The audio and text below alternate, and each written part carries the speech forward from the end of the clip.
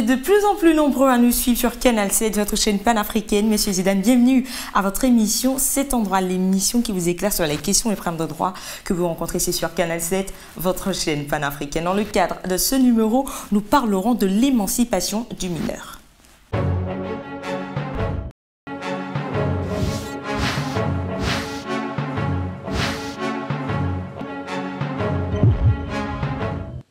Si vous êtes confortablement assis, c'est parfait.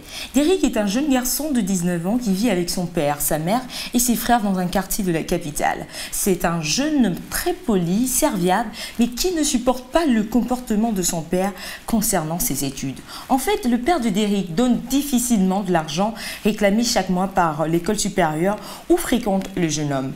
Un matin, Derrick est décidé à interpeller son père sur la question. Il le fait. Le père du jeune homme trouve ses remarques déplacées et se met à injurier son fils tout en lui promettant de ne plus payer ses études. Une décision qu'il applique puisque 7 mois plus tard, le père de Derrick n'a plus jamais sorti un rond pour les études de son fils sous le regard impuissant de sa mère.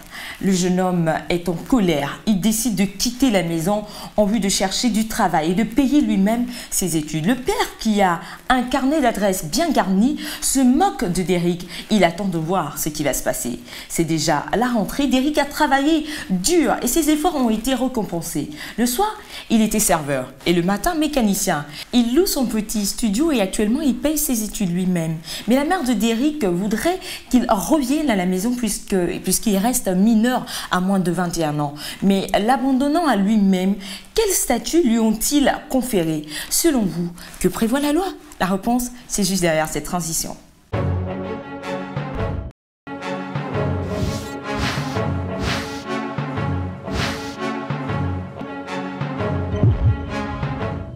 De retour pour la suite de votre émission Cet endroit. Avant même de lire le droit dans cette histoire, nous trouvons important de définir ce qui constitue selon la loi une émancipation du mineur.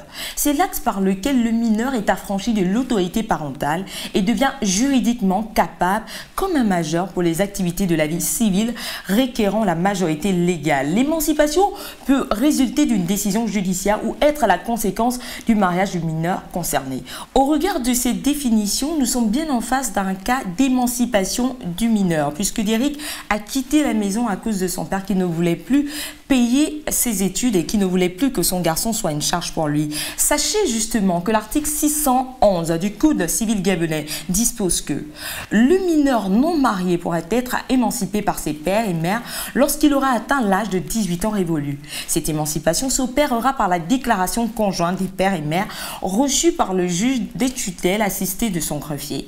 Si l'un des deux est mort, déchu de son autorité ou dans l'impossibilité de manifester sa volonté, la déclaration de l'autre suffit. À défaut d'accord entre les parents, celui des deux qui a la garde de l'enfant peut demander au juge des tutelles de prononcer l'émancipation après avoir entendu l'autre parent. Le juge prononce l'émancipation s'il y a juste motif. En somme, le comportement des parents de Derrick lui ont conféré le statut de mineur émancipé. Pour rappel, pendant des mois, Derrick n'a pas pu justement voir ses parents et donc il est devenu lui-même son propre parent.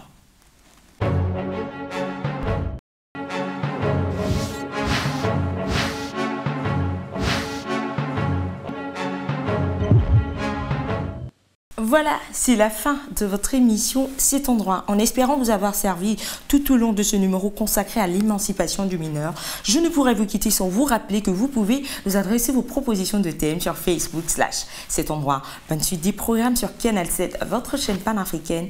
N'oubliez pas que nul n'est censé ignorer la loi. Au revoir et à bientôt.